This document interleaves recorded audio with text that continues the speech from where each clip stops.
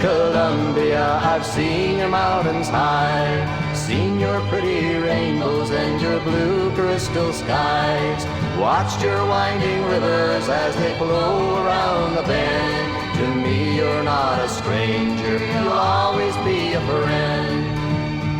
Coming to you from the West Coast, this is Politicos. Today is September 14th, 2018, and this is episode 103.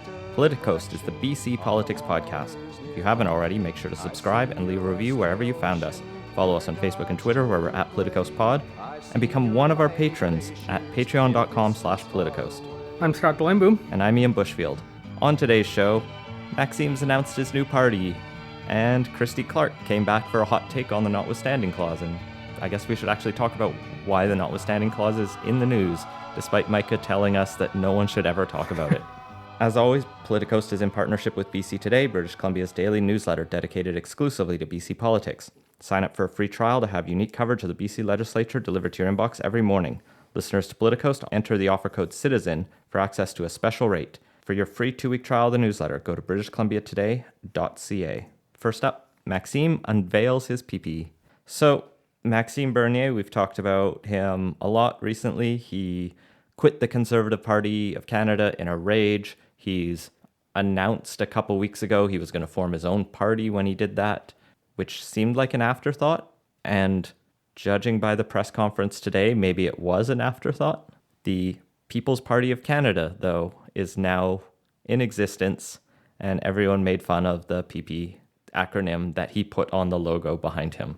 There really should be a rule that, on your way into Elections Canada to register, you have to, go past a 5-year-old, and if they chuckle or laugh at it, you don't get to register that name or any acronyms off of it. Just say the acronyms out loud.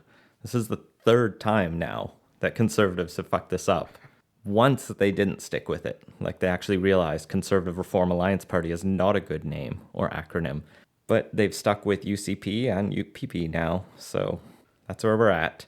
There's not a ton else in this announcement. His policies seem carbon copied from his leadership bid. Right down to the stock photos.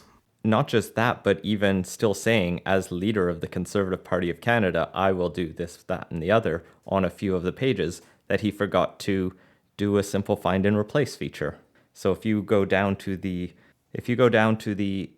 bottom section of his A Foreign Policy Focused on the Security and Prosperity of Canadians section, the security and prosperity for Canadians, he says eventually in this long-winded speech, as leader of the Conservative Party of Canada and Prime Minister, I will ensure our country's foreign policy will be refocused on the security and prosperity of Canadians. And I'm pretty sure his long-term goal here is for Andrew Scheer to fail miserably in 2019, and this party either gets absorbed into the Conservative Party or absorbs the Conservative Party and he becomes leader of it then. But otherwise, this is the minimal you could do. It's not a great start, admittedly, and, this wouldn't be the first time Maxime Bernier has accidentally left something where it shouldn't be. But, does not necessarily indicate a great attention to detail. And, I get it, getting something like this up off the ground in the course of a couple weeks can be challenging, especially if you, don't have many people come in with you out of the Conservative Party, but still, it's not a great sign. So along with his announcement, he said that he has raised $140,000 so far, saying that's coming from about 2,000 to 2,500 people, which, doing the math, he can claim and says that all of these people have donated under the elections financing limits, even though he's not registered yet, so he can't issue tax receipts for them, but it's a commitment to the law that's nice to see. I'm not actually sure if an unregistered political party has to follow the rule, but it's a good start to not, just accept a big blank check. Beyond that, he's also declared that there will not be a leadership contest for this new party. It will just be the Maxime Party, and he's pretty much going to just decide the policy himself. So the people are clearly having a lot of say in the People's Party. It's about the people of Canada, not the people of the People's Party. Ah, okay. So the policies are all what you'd expect. Don't like supply management. We should be taking some more free market-y approach to trade.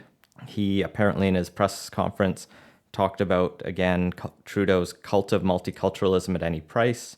One reporter asked him what that meant, and he talked about new arrivals who'd want to hang gay people are not the kind of diversity that should be welcomed, which is a caricature at best of anything that's happening. This is a great start to a new party. It's a little bit rocky, but like, I don't think people should underestimate Bernier. Like, he's not going to win, but there's a good chance he's going to have a impact on the 2019 election in a fairly serious way. Like, probably will split the vote, might even get a couple of people elected. And at the very least, like, there's clearly some signs that he has the ability to raise funds. Whether or not that's going to translate into the actual manpower you need to go out, knock on doors, and run 338 candidates remains to be seen. But like, it's not nothing either, despite some of the typically Bernier-esque rockiness at the start. Well, and I definitely think he will be appealing to the man in the manpower. This doesn't seem like a put as many women and men on everything. Taking this approach seems to attract a certain young, angry, or even older, just angry white guy on the internet type of demographic. I think that might be a little oversimplifying it. I think his coalition is broader than that, or at least his reachable coalition is. And I mean, I've met exactly two people who might even think about running for this party, and one of them does not fit that description. So like, the very small sample size of n equals 2, with that caveat, like, there's a little more variation in there than I think a lot of people are assuming. And if people want to actually push back against Bernier, I think it's helpful to understand the nature of his movement. It is. I think I also see him doing a lot of signaling and then like making a move towards some alt-right stuff and then like pretending he didn't do it. So, and this is constant with the red pill memes and stuff that he's denied in the past. Even before the party was officially announced today, earlier this week, he told the Globe and Mail that yes, he did speak with the leader of the Canadian Nationalist Party, which when you call yourself a nationalist party, you're not exactly a progressive movement, let's say. And that's not to say Bernier needs to brand himself as a progressive in any way, but they tend to be Nazis. It's a weird thing for him to just outright say. Like, they contacted me, we didn't discuss much. Like, that's the sort of answer you should give if there's... Oh, I just didn't know they were far right. I mean, I just thought the Canadian nationalists were, like, just really cared about Canada. Yeah, and I don't know if this went through his mind or not, but it might also just be a Quebec thing where nationalist has a different connotation. Like, not saying that's the case here. I'm just saying it could be that he didn't, just slam the door in their face because of that. It's hard to say. But I think when you put that conversation with his obsession with talking about cult of multiculturalism, talking about lowering immigration and making those big policy planks, he's starting to at least try to say, this is the kind of party I want to be. He then also has said, we're not welcoming people who are xenophobes and anti-Semites, and we will delete hate speech comments from our platform areas, which works well with his commitments to free speech. So he's playing a game, I think, and I think he knows what he's doing. But he's going to shift the Overton window, and we're going to have to deal with a lot more of this, because as much as I think you're hopeful that this will be more of an economic debate, I think that's not the major focus of the new People's Party. Yeah, that's definitely one of my concerns, the direction it seems to be going. I think the jury's still out on it, but like, the initial signs are not promising. I think the only other thing to say about this is it's very important that people not get the People's Party of Canada confused with the Canadian People's Party, which is a real political... It's not a registered one. The founder of that wasn't able to get the 250 signatures, which ironically the Canadian Nationalists also weren't. But it just goes to show when you start using platitude-y names, you end up with the People's Front of Judea situations. Splitters. Moving on to segment 2. If at first you don't succeed in vote section 33, everyone's favorite constitutional provision is back in the news this week as Doug Ford, fresh off a court loss, decided, you know what? We really should use the Notwithstanding Clause to set the correct number of city councillors in Toronto. In the middle of their election. Yes. And like before we get into the details, I was just gonna say like a constitutional crisis out of Toronto over the size of Toronto City Council is the most Toronto thing possible. And it taking over the Canadian news cycle, yeah. Yes. We talked about the bill and Ford's first moves a few weeks ago when he first proposed randomly and arbitrarily shrinking Toronto City Council from 47 to 25 wards. People launched a charter challenge to it right away, and I actually thought it was a pretty long shot because they tried to say this violates our freedom of expression, some democratic rights, a bunch of other things. Yeah, we were both pretty skeptical it would actually lead to anything, but a Ontario Superior Court judge apparently knows more than we do on this, or at least thought differently, and came out with a rather strong ruling against the Ford government that was also oddly sarcastic. Yeah, I think this was covered well on the docket and on Stereo Decisis, so I'll refer to those for the full legal analysis. The long and short of it is, this Judge Bello Baba finds two grounds on why this bill is unconstitutional, both relating to freedom of expression. First, because it was passed in the middle of an election campaign, it breached the freedom of expression of municipal candidates in that he uses an example of candidates are door knocking, and instead of being able to talk about the issues, they're having to explain whether the people who are voting will be voting for them as a candidate or if the city will be in a different size. And everyone was confused. And they literally had to tear up campaign materials, which is forcing people to burn books. That's a bit extreme. But honestly, you should probably just recycle your outdated campaign materials.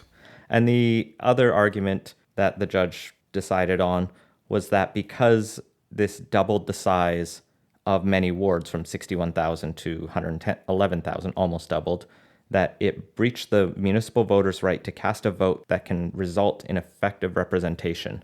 And this is a bit more of a reach, but when you put it in context of this was a very fast-moving policy that actually followed the Toronto City Council studying this question specifically, saying, should we change the number of wards? Should we shrink it a whole bunch? And so there's a bunch of evidence saying it would be worse if you shrink it. And then the government didn't make any effort to look at any of that. And then I think the other thing that happened is the government presented almost no arguments, or at least no good ones.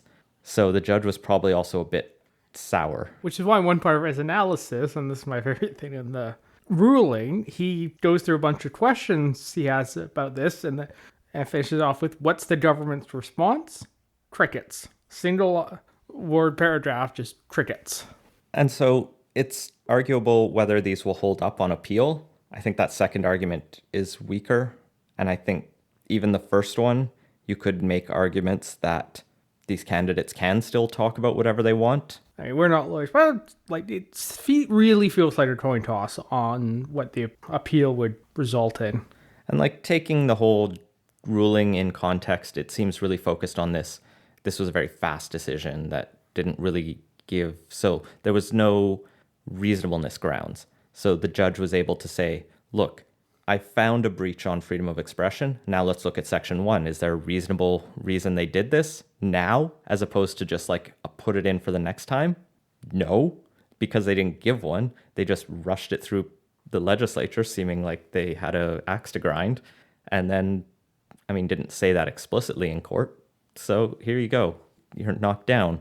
Doug Ford went apoplectic, said he's appealing it, but then also said, we're going to recall the legislature right away and invoke the Notwithstanding Clause to reintroduce this bill and shield it from the charter.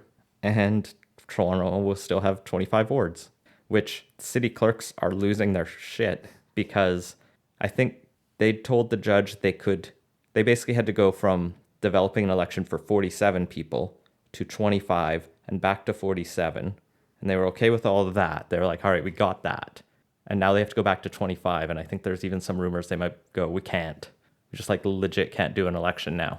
So that's where Toronto's at because of Doug Ford. And it's great because every time I go to like type Ford in the show notes, I start typing Trump by accident. And I go, oh, wait, different guy.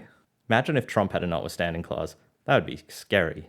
Yeah, but some people think they have a Trump card on the Notwithstanding Clause, which is under section 90, which would allow the federal government to come in and cancel any provincial law.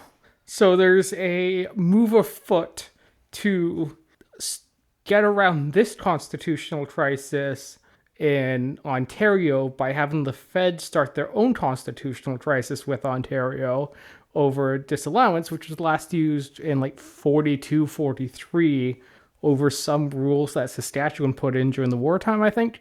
Anyway, this seems like a stretch, and so far Trudeau doesn't really have any interest in doing it. Of course not. Why the hell would he want to wade into this? This is the dumbest argument. Like, I get the argument that, oh, let's not talk about notwithstanding because it's almost never used, yada, yada, yada. But, like, disallowance has legit not been used since 1961. So that was Diefenbaker overruling CCF government in Saskatchewan bill regarding mining contracts.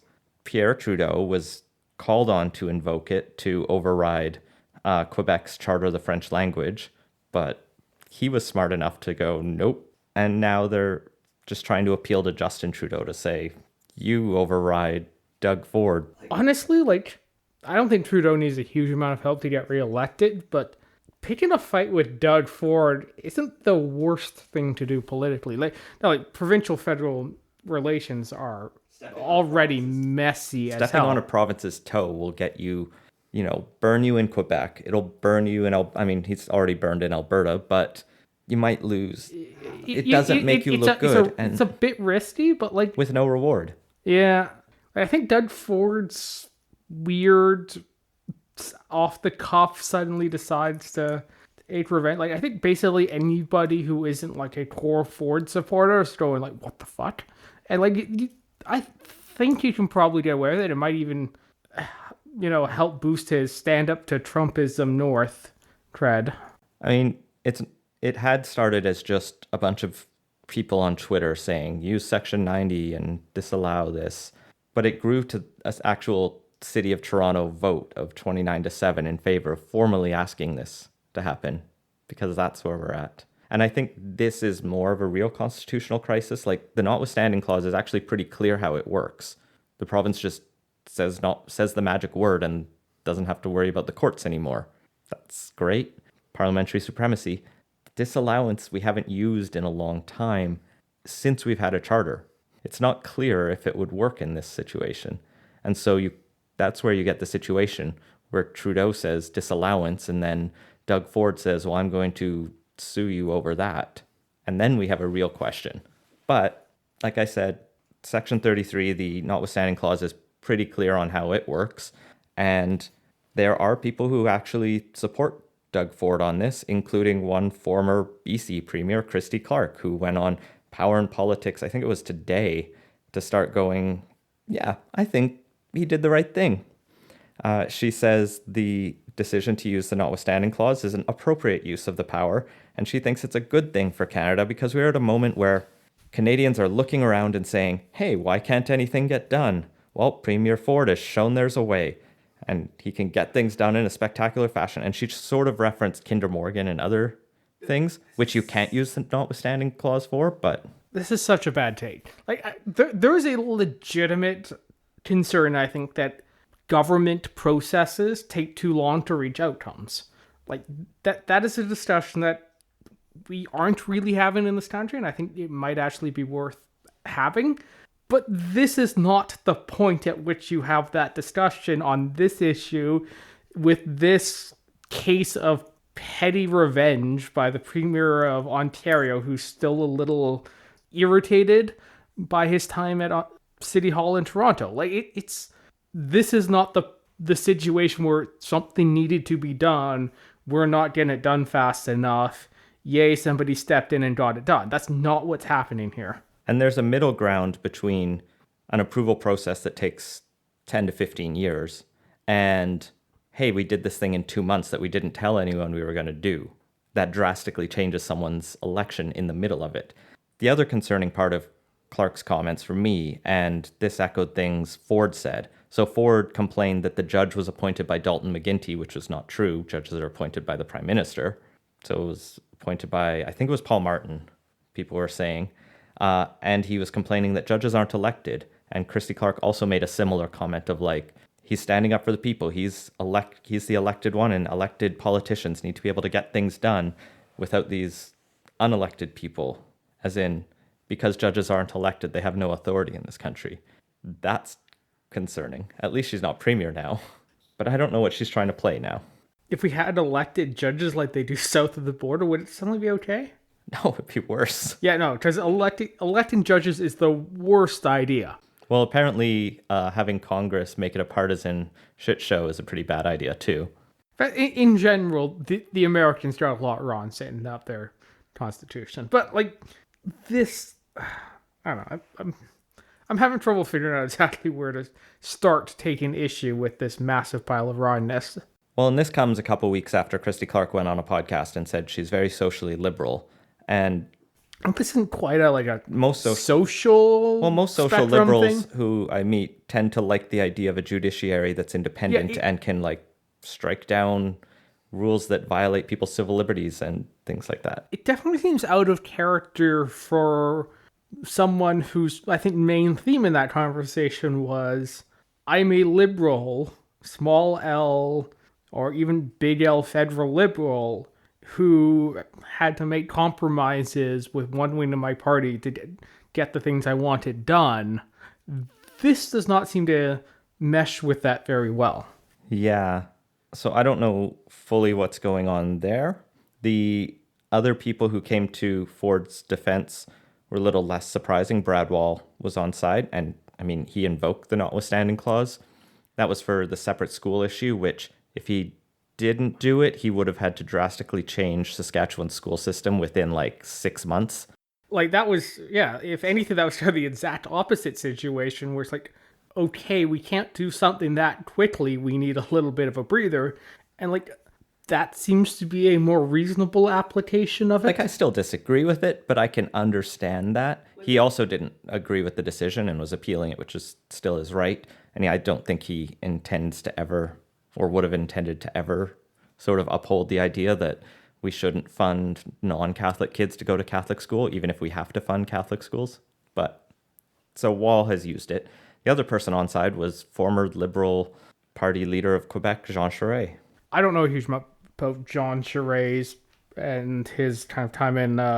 So the one thing that is interesting is these are all premiers, sir. And I'm wondering how much of this is... Or ex-premiers. I wonder how much of this is a case of just annoyance after several years in office, grinding away at the slow processes, and all three of them have kind of just let their annoyance come to the forefront over the kind of sound constitutional principles. I guess they all agreed to come on this Power and Politics panel to talk about it. And I think, to Charest's credit, his comments were the most measured on this. He said, what I found is if a government is going to invoke the Notwithstanding Clause, there has to be empirical evidence politically that justifies doing so. That should not be done in an arbitrary way. And so his is a bit more, let's not just knee-jerk go, I didn't get my way, magic word, now I can do what I want. Autocracy is great. So I can sort of get where he's coming from, and he's just trying to be like, I don't really actually want to comment on this specific situation. I just know we have this tool, and if you're going to use it, you should be smart about it. But I think maybe the bigger question is, why don't we just get rid of this tool? Because it's never really been used, I think, in a way that's necessary. So the Saskatchewan schools case, for example, the judicial way Saskatchewan could deal with it is on appeal, ask the appealed court to stay the previous ruling, saying this will be too onerous for us to do. And the judge would probably be lenient enough to grant that and say, yes, it's an infringement, but we'll let the infringement continue until we've had a chance to review it. The first number of times the Notwithstanding Clause were invoked was all Quebec just going, fuck you to the federal government, because they put it in literally every bill, as I learned from the Beaverton podcast.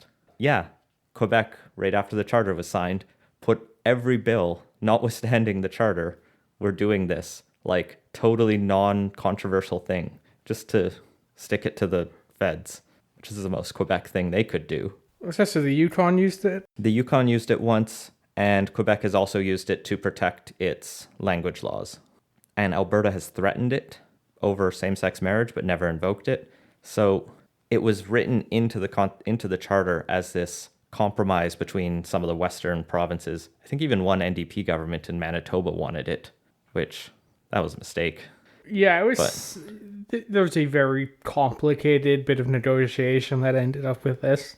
But it's one of those things where it's fine when the norms of civil society work out, but as soon as you have someone who doesn't give a shit about norms and is willing to bull in a china shop his way through everything, things can get worrying. And it's not so much that I'm actually worried about people in Toronto's right to effective representation or like this is bad, but in the scheme of things, it messes up their election and that's annoying and dumb. But I don't know that the same injustice is done as, say, like if he invokes it because they're found that the sex ed is harming or, denying kids the right to know about contraceptives and consent, or if he invokes some other law like a criminal reform bill or something. I mean, that's federal territory, but there's lots of things the province can do to override people's rights. And if Doug Ford has invoked the Notwithstanding Clause this quickly and said he's happy to do it as many times as he needs to, that should give us pause as a country to think about, did we do the right thing when we wrote this charter that has otherwise worked pretty well? Well, of course, the challenge is if we got that question wrong, and it's when I haven't really figured out where I stand on, what are you going to do about it? Oh, yeah, because we stand no chance of fixing it. You cannot amend the Constitution in this country in practice because, well, the politics of it are impossible. So that's the catch up on Ontario. I'm sure this isn't done yet. There was a first reading for Doug Ford's new bill to basically re-invoke this. And I read the question period sort of tweet by tweet of someone. And it started off very normally with Andrea Horwath of the NDP asking the questions you'd expect her to ask of Doug Ford and senior Ontario PCs. And then it quickly devolved into people in the gallery started coughing, and not like normal coughing, like synchronized or loud coughing, to the point where it was obviously a protest. They started yelling shame or something, and so some people up there got pulled out, and I think some got pulled out in handcuffs.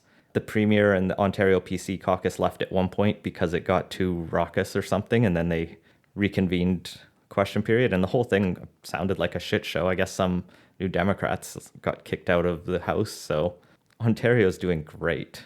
Good thing it's not like the biggest province in the country, and its economy like determines whether Canada succeeds or fails. But oh yeah, tell me how Maxime will save the country. I'm kind of pessimistic today. So I've noticed. Well, let's move on to quick takes.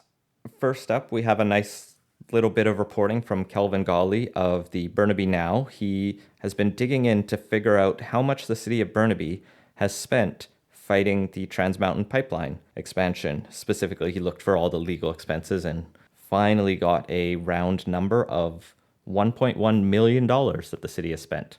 Now, you might think a city spending $1.1 million would be a serious damage to their financial stability, but it turns out when you look into Burnaby's annual report, they're fucking loaded.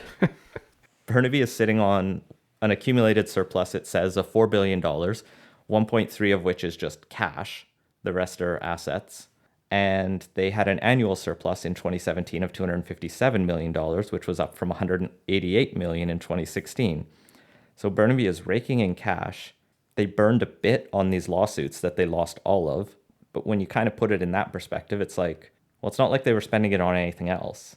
I don't even know what to say about this. This was the dumbest number I've ever seen. I was like, why does Burnaby have $4 billion?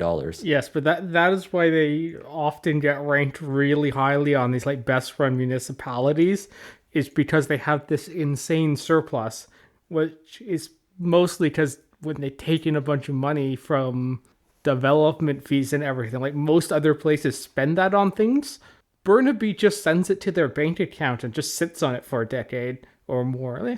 Which, like, I guess is a rainy day fund, from one municipality to the Union of BC Municipalities. They held their annual conference this week, and not a huge amount out of it that's surprised. Turns out a bunch of municipalities aren't thrilled about the speculation tax, which we've known for basically since it was announced. Horton made some interesting comments, I think it was today, that there's an LNG deal that's almost complete. Yeah, so the UBCM conference, I feel like always tries to bill itself as more than it is, and a lot of journalists cover it because there's a ton of politicians there, so it feels like it's an important event.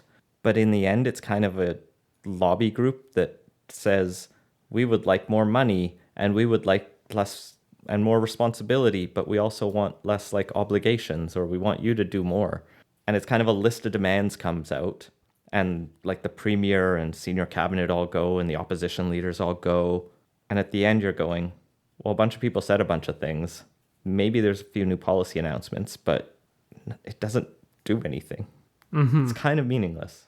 Like, I imagine it's good for the mayors and councillors who attend to network and get ideas on how to better run cities. Yeah, and I'm in favor of that, but... Yeah, and there's apparently a lot of, like, policy shop sort of things that go from, like, fairly early in the morning, like, all the way... Like, it's apparently good for the people whose job it is to run cities to kind of all get together and talk to each other. But in terms of, like, what that means for politics, it's a big dog and pony show that, like, the pundit class overestimates how important it is. Yeah.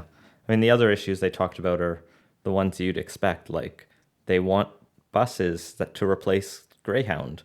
They think cannabis legalization is being rushed too quickly, and they want to make sure that cities get a fair share of the taxes to cover the policing costs. We knew this. So I'm glad for all the people who had fun in Whistler. I'm jealous of that, and I'm sure I would have had fun wandering around there talking to politicians, but in the grand scheme of things, yeah, I don't think there's much else to dig into on that.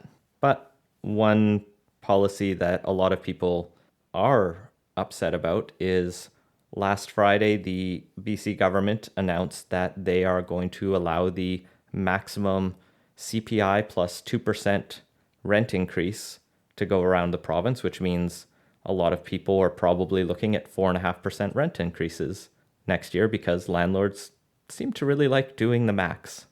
Yeah, well, in a very tight rental market like this one, yeah, that's pretty much to be expected. And like, the fundamental problem here is our vacancy rate is just way too damn low. Like, I don't know what the province-wide number is, but like here it's under 1%, and like it needs to be over 3 times that amount before you actually get something level off. And like, rent control isn't a great policy from a long-term, how do you get a bunch of rentals built and actually benefit renters, not just those who happen to have a place right now, but, you know, the next generation of renters or the people who want to come here from like small town, wherever BC, to actually, you know, take advantage of the big city opportunities. You actually need to have the rental units for them, and you put in strict rent controls. You tend not to have that. This 2% plus inflation number, like, it's a reasonable safety valve on, like, the really bad shit that rent control can do to rental markets. And, like, it's not going to make anyone happy, but, like, that's probably a sign of a decent-ish compromise. If you're going to have any sort of rent stabilization, some sort of thing like this is probably not a bad one. While we're venting, there's maybe a way to solve this according to the BC NDP's platform, which has come back up to haunt them. The fact that they'd promised to give everyone $400, which will help make that difference up somehow. Which, of course, again, the Andrew Weaver and the Greens are like, that was a dumb idea then, it's a dumb idea now, you shouldn't put it in. Just make people's rent lower somehow, or do something, you know. Yeah, that's a little easier said than done. Like, in Andrew Weaver's defense, it is kind of a dumb idea. Like, I get it that it mirrors the homeowner's grant, which is an even dumber policy. It's very important we make sure people can buy homes in somewhere. I don't know where they can anymore. We made sure they don't get to pay as much property tax on that home if they can't afford it.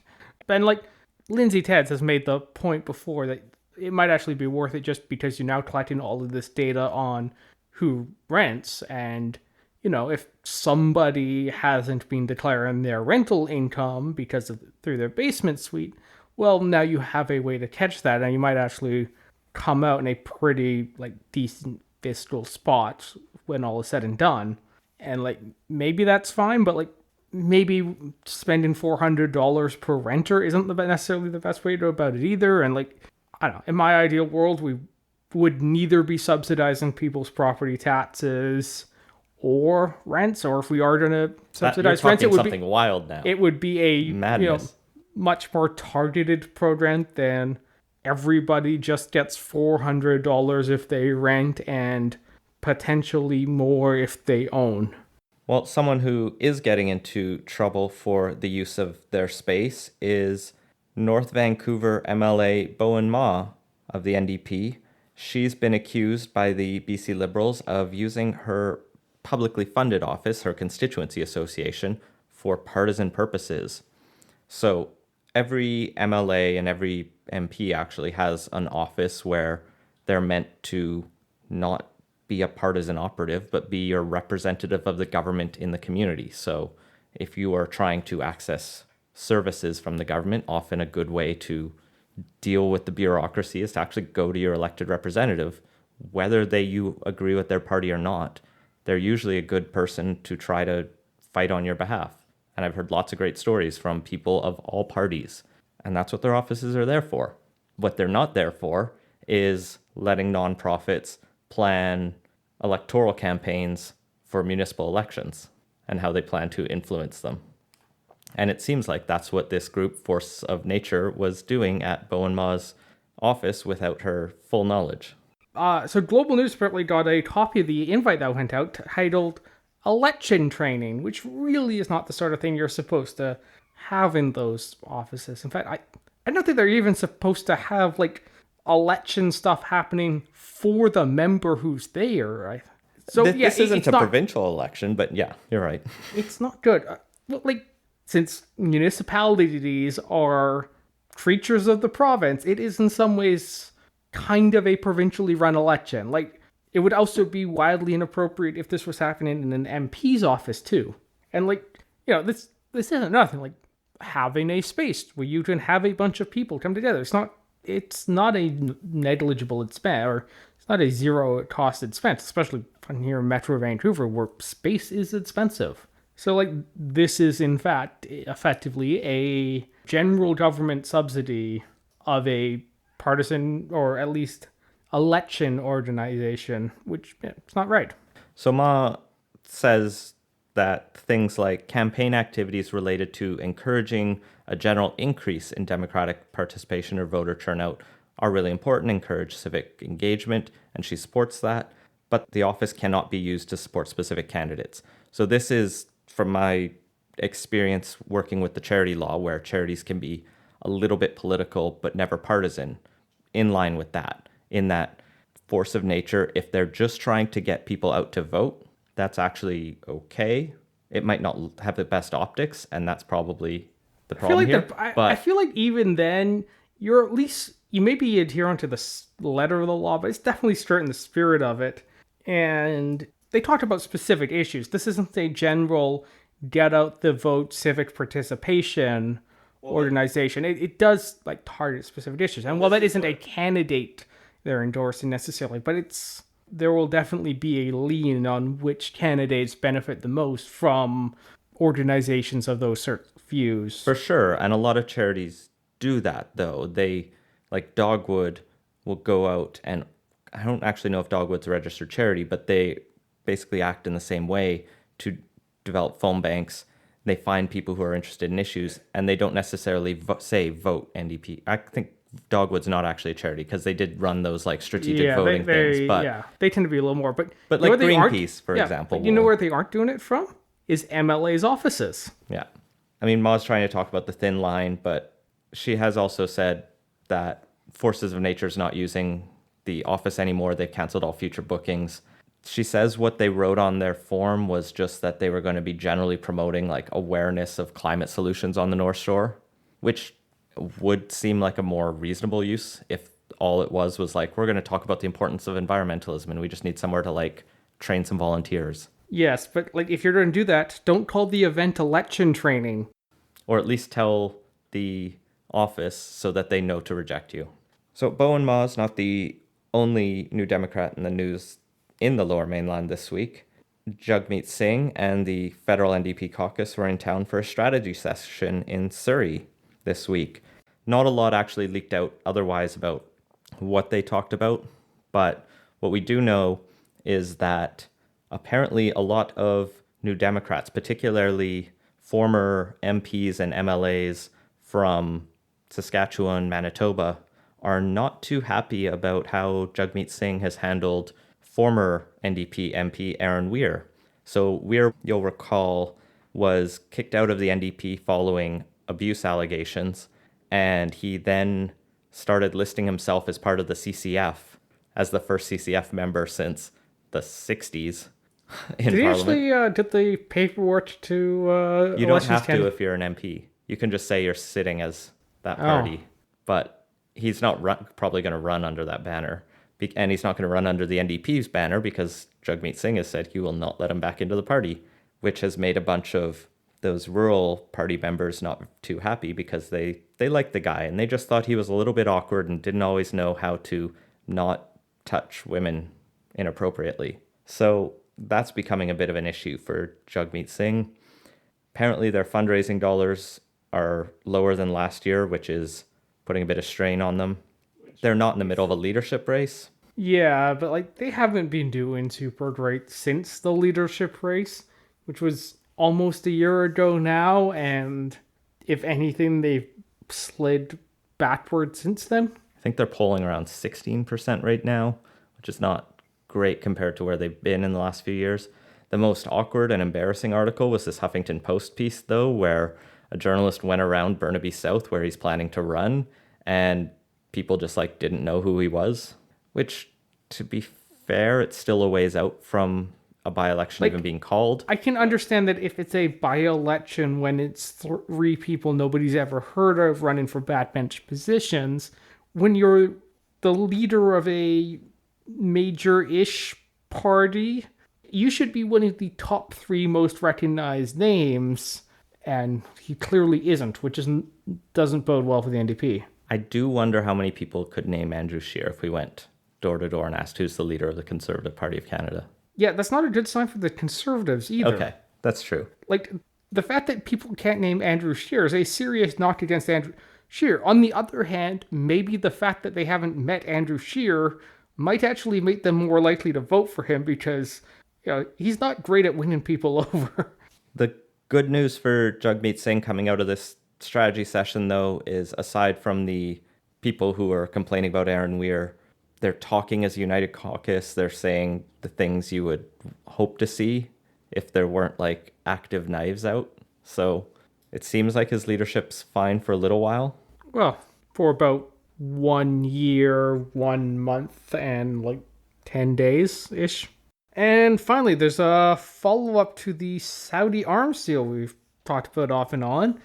Specifically, Saudi Arabia decided to scale back their purchase. And this isn't related to the tiff we had with them over us saying maybe you shouldn't be arresting people for speaking out and then them like threatening to 9/11 us. Like, it's not, and like cutting off all this fun. It's not officially related to that. It's not officially related to that. The reason is apparently they just don't have the money, which for a country that is sitting on a huge amount of oil is an interesting sign. Maybe the planned moat around Qatar ended up costing a little more than planned. But, yeah, could also be their whole ongoing wars in the region. Like, it's the CBCR wasn't super clear on what the concerns were, but like, or what the exact nature of their funding shortfall is. But yeah, turns out they're only going to be buying 742 rather than the 900 plus they were originally. Canada is apparently already starting to ship these vehicles over, but I still think we could get out of it. I mean, we'd take some kind of hit, but we wouldn't be giving, not tanks, but almost tanks. Light armored vehicles. Light armored vehicles. we wouldn't be giving them to a regime known to use them against its own civilians. We're not giving them, we're selling them. We're selling them. Like, Okay. that's clearly the difference. Because that has been Politicoast. Find links to stories we mentioned in the show notes at politicoast.ca. Make sure to subscribe wherever you listen to podcasts and follow us on Facebook and Twitter at PoliticoastPod. Leave us a review and let us know what you think. Support the show and get early access to our interviews at patreon.com/Politicoast. And if you have ideas for the show, feel free to send them to us. Thanks for listening.